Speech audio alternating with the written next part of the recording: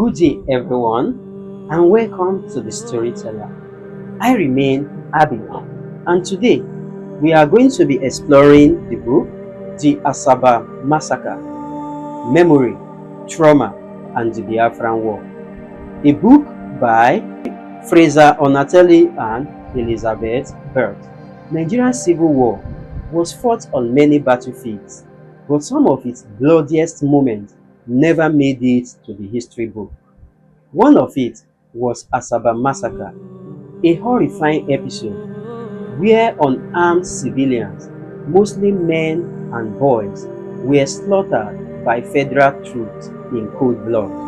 Today, we begin our exploration of the Asaba Massacre, Memory, Trauma, and the Nigerian Civil War by Burt Elizabeth and Fraser Onateli. A book that shed light on this painful history through survivors' testimonies and historical research. Asaba, a quiet town in the Midwestern Nigeria, had been caught between the warring sides of the Nigerian Civil War. In early October 1967, Biafran troops had occupied the town. Those of you that have been following our reading, we read that in the book The Nigerian Revolution and the Biafran War, The Aftermath by Alexander Majebo. We see what happened in the conquer of Asaba. And that is exactly what we are about to also go through in this book. In early October 1967, Biafran troops had occupied the town, but by October 5th, 1967, they had withdrawn, leaving the people exposed to approaching Nigerian federal forces. This is what one of the survivors has to say in the book. When the Biafran soldiers left, we thought the worst were over. We were relieved. We thought the federal troops were coming to free us, not to kill us. We will see this in page 35 of the book. On October 7, 1967, federal soldiers entered Asaba, but instead of liberating the town, they began hunting down any young men they suspected of being Biafran sympathizers. Fearing for their safety, Chief Paul Odita, a respected elder, suggested that the town should come out in peace. The town people organized procession, chanting in white, singing One Nigeria to show their loyalty. A survivor, Mrs. Ngozi Okonko, has this to say in page 47 of the book. We thought they were listening to us if we came out peacefully as one people, but we were wrong. As they gathered, federal soldiers suddenly opened fire. Women and children screamed as bullets tore through the crowd. Bodies fell to the ground. Some survivors pretended to be dead, lying in the pool of blood, while the troops continued to shoot. One survivor, Joseph Ukpabi, was 14 at the time. He remembered hiding behind a broken wall as his father and elder brother were lined up with other men.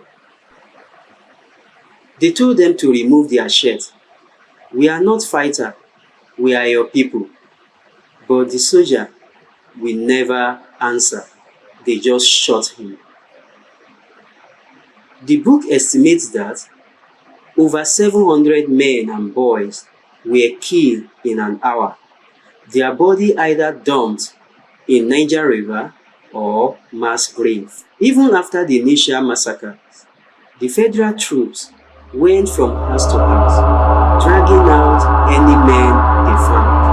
According to Madame Teresa Morosu, whose husband was executed that day, she has this to say: "They broke down our door and took him.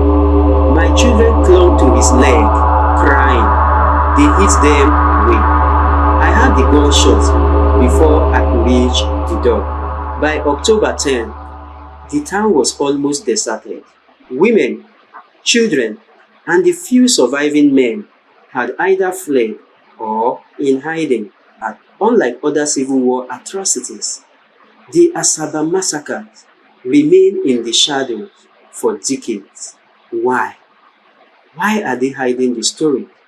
Why did they try to bury our memory?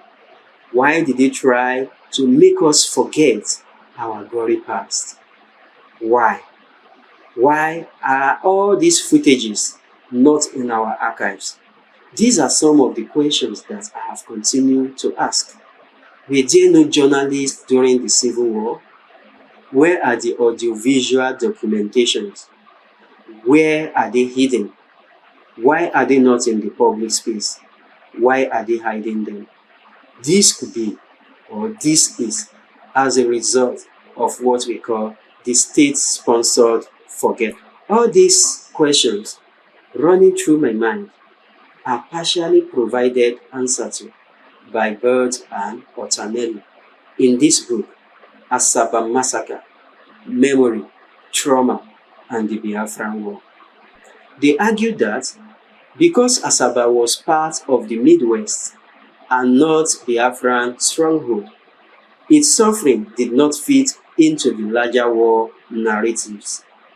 The Nigerian government never officially acknowledged the killings. We see this in page 75 of the book. According to Chief Peter Nwanze, Chief Peter Nwanze recalled, it was as if we never existed. The world moved on, but we are still burying our dead. We see this in page 78 of the book. The dead were buried, the town was silent, but the trauma lived on. In our next episode, we will explore the long struggle for recognition, the psychological scars left behind, and the stories of those who refuse to be silent. Thank you for always being there with me. I remain Abi, and like I will always say, this platform is not for everybody.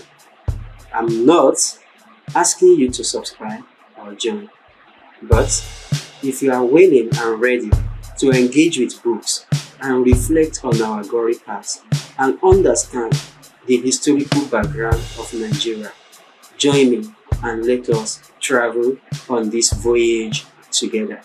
Thank you and see you next time.